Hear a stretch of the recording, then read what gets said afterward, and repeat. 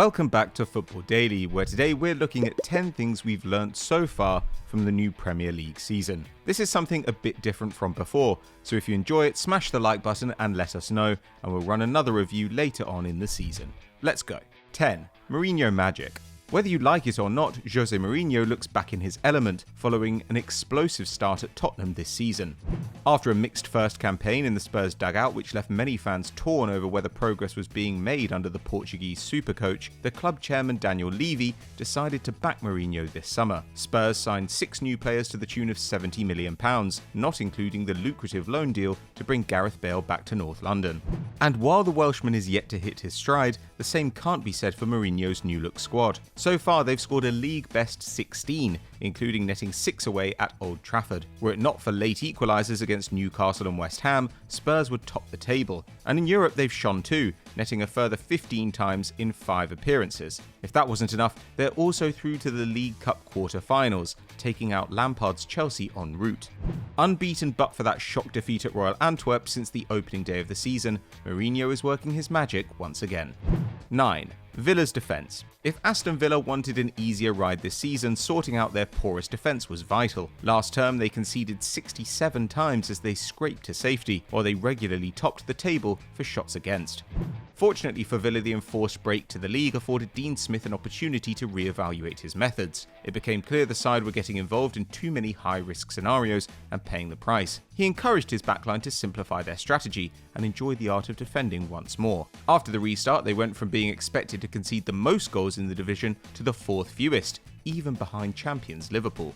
In the off-season, they continued their defensive rebuild, signing Nottingham Forest star Matty Cash. The 23-year-old arrived having blocked more crosses than any player in the Championship and has been an immediate hit. The result is that Villa look like a side reborn, having kept 3 clean sheets in their opening 4 games. Third in the table with a game in hand, Smith can point to his newly hardened defence as the key to their success.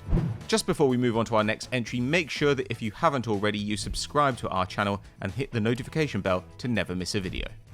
8. James Rodríguez. Not everyone was impressed when Colombian superstar James Rodríguez arrived in the Premier League. Unfancied by Zinedine Zidane, James had spent the best part of last season in the shadows at the Bernabeu, and 2 years outcast at Bayern Munich before that. In fact, the attacking midfielder hadn't hit 2,000 minutes of league action in a single campaign since 2014-15. Nonetheless, Carlo Ancelotti was more than happy to sign him for a 3rd time. And what a revelation James has proved to be. The 29-year-old looks like the man that lit up the 2014 World Cup, posting 3 goals and 3 assists in his opening 6 games. Finally playing consistent football once more, his outrageous 2.8 key passes per game is up there with the league's best in Kevin De Bruyne, Bruno Fernandes and Jack Grealish. Everton are quite simply a better team with the former Monaco star on the pitch. Their pass accuracy is up, possession improved and creativity unleashed. Make no mistake, James has still got it. 7. Bielsa Ball. One of the big questions of this season was whether Marcelo Bielsa could apply his wild and innovative tactics to the Premier League. Well, after 6 games, the answer is an emphatic yes. From almost stunning Liverpool on the opening day, going toe-to-toe with Man City, then shattering Aston Villa's unbeaten start, Leeds United have been a welcome breath of fresh air.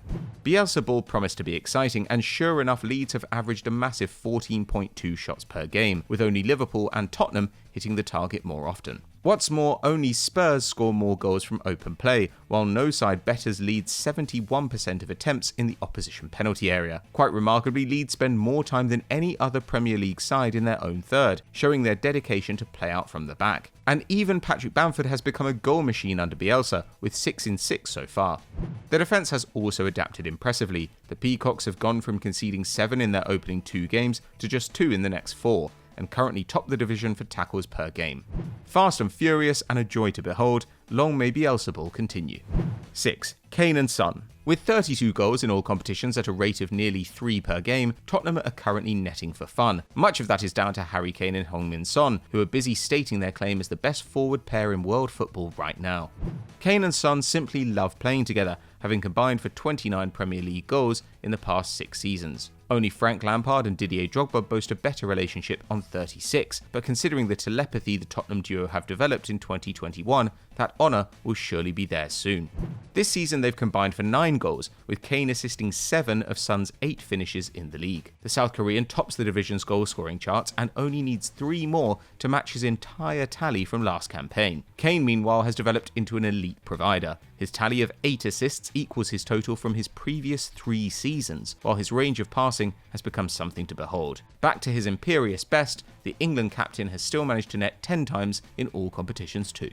5. Chelsea troubles. As the old saying goes, money can't buy you happiness. That's especially poignant in football, where vast investment doesn't always guarantee success. Frank Lampard is learning that the hard way, having witnessed his expensive imports produce mixed results.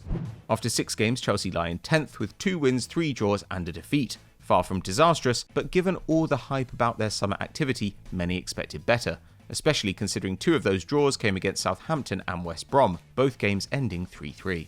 From the new additions, Kai Havertz has arguably struggled the most. Their record £72 million signing has just a single goal and assist in the league so far, and has managed only 0.5 dribbles and 0.8 shots per game. However, the German is a slow starter, so should come good as he adapts to Stamford Bridge. Timo Werner has also raised eyebrows, having only scored twice despite 2.6 shots per 90, but no one can doubt the 24-year-old's work rate or quality.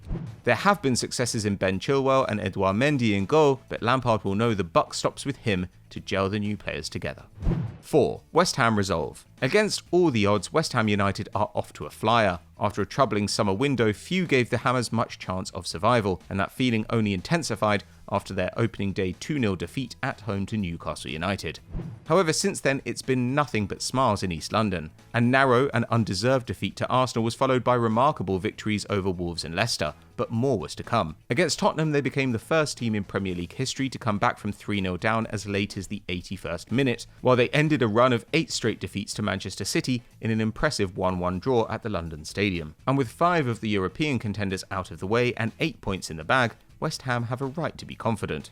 Though David Moyes deserves a huge amount of credit, it is Michail Antonio who's grabbing the headlines. The Englishman is in the form of his life, with 11 goals in his past 12 games, with only Harry Kane scoring more than him since football restarted. Don't bet against him overtaking the England captain in games to come. 3. VAR Woes. It may be a new season, but it's the same old drama when it comes to VAR. Premier League officials had drafted in a number of rules to try to improve the system after a controversial debut campaign in English football. This included refs being encouraged to use their pitch-side monitors, the strict handball rule being relaxed, and linesmen being told not to raise their flags for a potential offside during goal-scoring opportunities. All positive in theory, but in practice it feels like little has changed. First is the Premier League's zero tolerance with offsides, resulting in a fresh selection of unbelievably tight calls and disallowed goals. But second is the rise of soft handball penalties, which has really left fans in uproar. Both Joel Ward and Eric Dyer have fallen victim to VAR's retrospective action, with each being penalised despite their arms being in natural positions. Dyer wasn't even facing the ball when it struck him, and the decision garnered almost universal disgust. The league are adamant VAR is here to stay, but unless it continues to evolve and allows common sense to prevail, its list of enemies will only grow larger. 2. English firepower. The past 2 months have been a golden spell for English forwards. Half of the top 20 scorers in the Premier League are all homegrown products, with Harry Kane and Patrick Bamford being joined by Danny Ings and Callum Wilson high up in the charts. But above all of them lie Jamie Vardy and Dominic Calvert-Lewin. Vardy is as prolific as ever, despite turning 34 in January. The Leicester City marksman has found the net 6 times so far from just 8 attempts, with a stunning shot accuracy of 88%. Calvert-Lewin, meanwhile, is loving life under Carlo Ancelotti. With 7 goals to his name at a rate of 1.2 per 90, the newly blooded England international has developed into a lethal poacher. All of his finishes have come in the box, and 4 have been with his head. It's no wonder everyone believes Ancelotti is moulding the new Filippo Inzaghi on Merseyside. Usual suspects like Raheem Sterling and Marcus Rashford are still producing on 2 goals apiece, while Michail Antonio, Che Adams and Ollie Watkins are all in the mix. With the Euros on the horizon, Gareth Southgate will be delighted to see the best English talent rising to the occasion. 1. Guardiola Decline. It once felt unthinkable to question Pep Guardiola's style of play, but after witnessing Manchester City's lacklustre start to the campaign, there's an argument to be made that his possession-based philosophy looks outdated.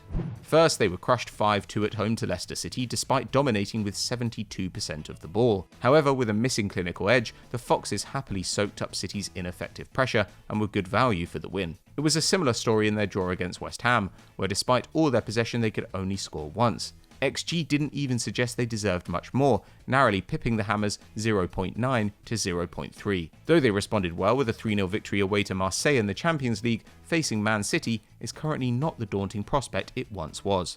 No longer an invincible force and with mounting pressure to succeed in Europe, the Guardiola project at City is entering its most testing moment. And now Barcelona presidential candidate Victor Font has announced his intention to bring the Spaniard back to the Camp Nou. There's every chance it's entering its final phase. So those are the 10 things we've learnt from the season so far, but what have you learnt? Let us know in the comments below. If you enjoyed this video, give us a like and subscribe to the channel, and we'll see you next time.